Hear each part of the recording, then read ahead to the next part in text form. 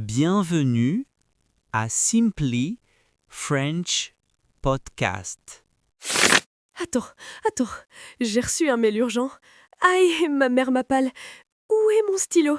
J'avais une idée, mais je l'ai oublié. C'est le chaos. Bonjour à tous, je suis Amélie et mon cerveau est une passoire. Bonjour Amélie, respire profondément. Tu sembles être victime de ce qu'on appelle la surcharge cognitive. Bonjour à toutes et à tous, je suis Victor et bienvenue dans notre espace de calme. Bonjour Victor. Surcharge cognitive, c'est exactement ça. J'ai l'impression de courir toute la journée, mais à la fin, je n'ai rien accompli. Je commence une tâche, je suis interrompue, je change de tâche, je suis épuisée. C'est le mal du siècle, Amélie. Aujourd'hui, nous allons traiter un sujet fondamental pour votre réussite et votre bien-être. Comment réduire les distractions et retrouver une concentration profonde. Nous n'allons pas seulement donner des astuces, nous allons comprendre comment fonctionne votre cerveau. C'est une leçon de niveau B2. Nous utiliserons le subjonctif pour exprimer la nécessité et le conditionnel pour proposer des stratégies. J'espère que tu as une solution miracle, Victor, parce que là, je suis désespérée. Il n'y a pas de magie, mais il y a de la science. Pour résoudre le problème, il faut d'abord l'analyser. Pourquoi sommes-nous si distraits ? Amélie, notre cerveau n'est pas conçu pour le monde moderne. Notre cerveau cherche constamment la nouveauté et la récompense. Quand tu reçois une notification sur ton téléphone, ton cerveau libère une substance chimique, la dopamine. La dopamine, c'est l'hormone du plaisir, n'est-ce pas? Exactement, c'est l'hormone de la gratification immédiate.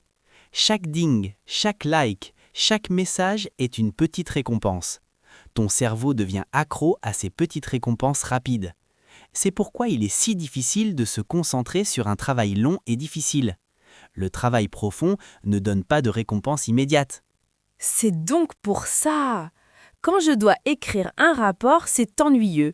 Alors mon cerveau cherche quelque chose d'amusant, comme Instagram. C'est tout à fait ça. Nous sommes en guerre contre l'économie de l'attention. Les applications sont conçues pour capturer ton attention. Il est essentiel que nous comprenions, subjonctif, ce mécanisme. Si nous ne comprenons pas l'ennemi, nous ne pouvons pas gagner. C'est effrayant. Mon téléphone me manipule. Il utilise ma propre biologie contre moi. Oui, mais nous pouvons reprendre le contrôle. Nous devons passer d'un mode réactif à un mode proactif. Analysons les 3 types de distractions. Numérique, environnementale et interne. Commençons par le coupable numéro 1, le téléphone.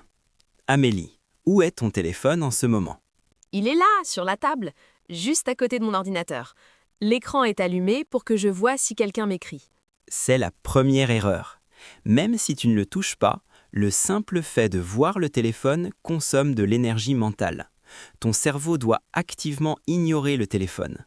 Cela crée une tâche de fond qui te fatigue. Alors, qu'est-ce que je devrais faire? Tu devrais appliquer la règle de l'invisibilité. Quand tu travailles, le téléphone doit être dans une autre pièce, ou au moins dans un tiroir. Loin des yeux, loin de l'esprit. Mais, Victor, et si c'est urgent? J'ai peur de manquer quelque chose d'important. C'est une peur irrationnelle. Soyons honnêtes. Combien de fois as-tu reçu un message de vie ou de mort un mardi matin? Jamais. Il est nécessaire que tu désactives toutes les notifications. Pas seulement le son, les bannières visuelles aussi. Toutes? Même WhatsApp? Même les emails? Absolument toutes. Tu pourrais décider de consulter tes messages à des heures précises, par exemple à 10h, à 14h et à 17h. Le reste du temps, tu es injoignable. Être injoignable. Cela semble être un luxe, mais je comprends l'idée. Je dois protéger mon temps. Imaginons Amélie, si tu n'avais pas ton téléphone ce soir, que ferais-tu? Je pense que je lirais un livre, ou je cuisinerais un bon repas. Je serais probablement plus calme. Passons maintenant aux distractions environnementales. Amélie, décris-moi ton bureau. Eh bien, il y a beaucoup de papier, il y a des tasses à café sales, il y a des factures non payées, et la fenêtre donne sur une rue bruyante. Le désordre visuel crée du désordre mental.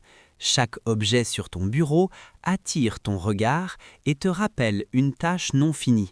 Je dois payer cette facture, je dois laver cette tasse. C'est de la pollution cognitive. Donc, je dois devenir minimaliste? Pour travailler, oui, il faudrait que tu nettoies ton espace avant de commencer. Un bureau vide favorise un esprit clair. Quant au bruit, c'est plus difficile. Oui, je ne peux pas contrôler les voitures dans la rue. C'est très distrayant. Dans ce cas, tu devrais investir dans un casque à réduction de bruit ou écouter ce qu'on appelle du bruit blanc ou de la musique instrumentale. De la musique? Mais la musique me distrait si je connais les paroles. Je commence à chanter. C'est pour cela que je précise instrumental. De la musique classique, du jazz doux ou des sons de pluie. Cela crée une bulle de concentration autour de toi. Cela isole ton cerveau des stimuli extérieurs. Parle-moi de l'endroit où tu travailles le mieux. L'endroit où je travaille le mieux est la bibliothèque. C'est un lieu que j'adore parce qu'il est silencieux et il y a une atmosphère qui est studieuse. Nous avons nettoyé l'espace et le téléphone. Maintenant, comment travaillons-nous? Le cerveau humain ne peut pas rester concentré pendant 4 heures d'affilée. C'est biologiquement impossible. Ah bon? Pourtant, j'essaye souvent de travailler tout l'après-midi sans pause. Vers 15 heures, je m'endors sur mon clavier. C'est normal. Tu as épuisé tes ressources cognitives. Je te suggère d'utiliser la technique Pomodoro. Est-ce que tu la connais? Vaguement. C'est une histoire de tomates, non? Oui, à cause du minuteur de cuisine en forme de tomate. Le principe est l'alternance. Tu choisis une seule tâche, monotâche, tu règles un minuteur sur 25 minutes, tu travailles intensément, interdiction de s'arrêter, tu prends une pause de 5 minutes. Seulement 25 minutes? Cela semble court. C'est court, mais c'est intense. C'est ce qu'on appelle le travail profond, deep work. Pendant 25 minutes, tu es en immersion totale. Si tu as une pensée parasite, tu l'ignores. Et pendant la pause de 5 minutes, je regarde mes emails? Surtout pas. Si tu regardes un écran, ton cerveau ne se repose pas. Il faut que tu te lèves, il faut que tu boives de l'eau, il faut que tu regardes par la fenêtre. Ton cerveau a besoin de s'ennuyer un peu pour récupérer. D'accord, donc 25 minutes de travail, 5 minutes de pause réelle. Et je répète ça? Oui, après 4 cycles, 4 Pomodoro, tu prends une pause longue de 20 minutes. C'est une méthode incroyable pour structurer la journée. Cela transforme une montagne de travail en petite colline facile à monter. Le multitâche est un mythe. Si tu essayais de lire et d'écouter la radio en même temps, que se passerait-il? Je ne comprendrai ni le livre ni la radio. Je ferai tout mal. Nous avons géré l'extérieur, mais l'ennemi le plus difficile est à l'intérieur. Ce sont tes propres pensées. Tu travailles et soudain, tiens, je dois acheter du pain ou j'ai oublié l'anniversaire de Marc. C'est l'histoire de ma vie. Mon cerveau génère des idées aléatoires tout le temps. Et si je ne m'en occupe pas, j'ai peur d'oublier. Alors j'arrête de travailler pour noter l'anniversaire de Marc. Et voilà, tu as brisé ta concentration.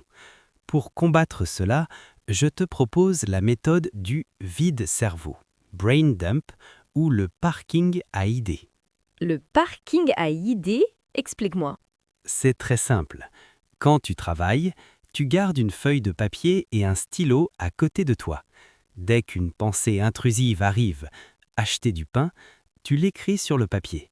Et immédiatement, tu retournes au travail. Ah, donc je ne fais pas l'action. Je la note pour plus tard. Exactement. En l'écrivant, tu dis à ton cerveau « c'est noté, c'est en sécurité, je m'en occuperai plus tard ». Cela libère ta mémoire de travail. À la fin de la journée, tu traites ta liste. C'est génial. C'est comme décharger un sac à dos lourd. Je me sens plus légère rien que d'y penser. Il est crucial que nous apprenions, subjonctif, à discipliner nos pensées. La méditation peut aussi aider. Pratiquer la méditation 10 minutes par jour améliore la capacité à ignorer les distractions. Enfin, il y a un facteur que l'on oublie souvent. L'attention demande de l'énergie physique. Si tu es fatigué, tu ne peux pas te concentrer. C'est physiologique.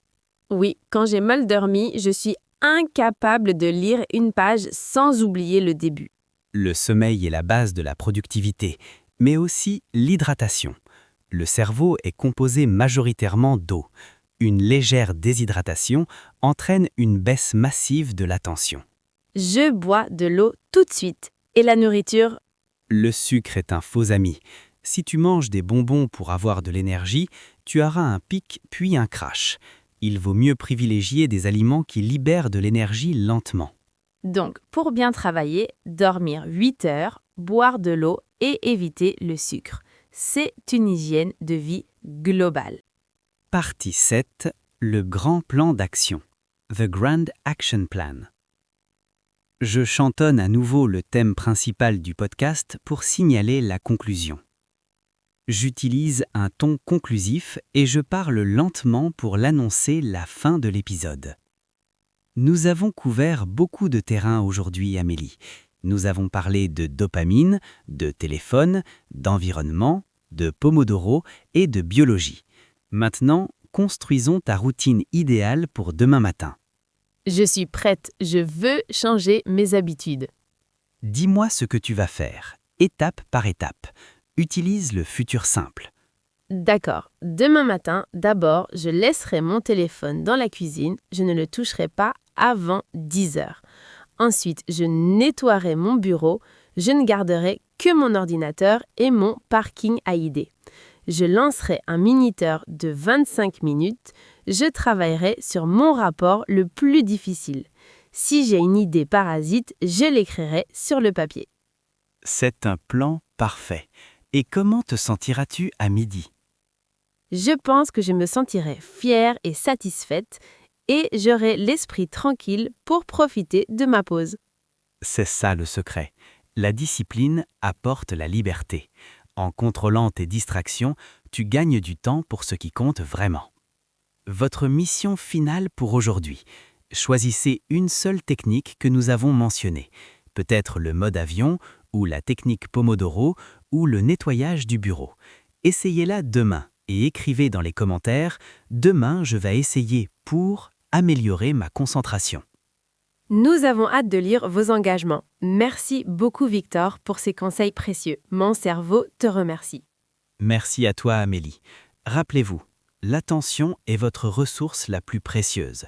Protégez-la. Au revoir. Au revoir et restez concentrés.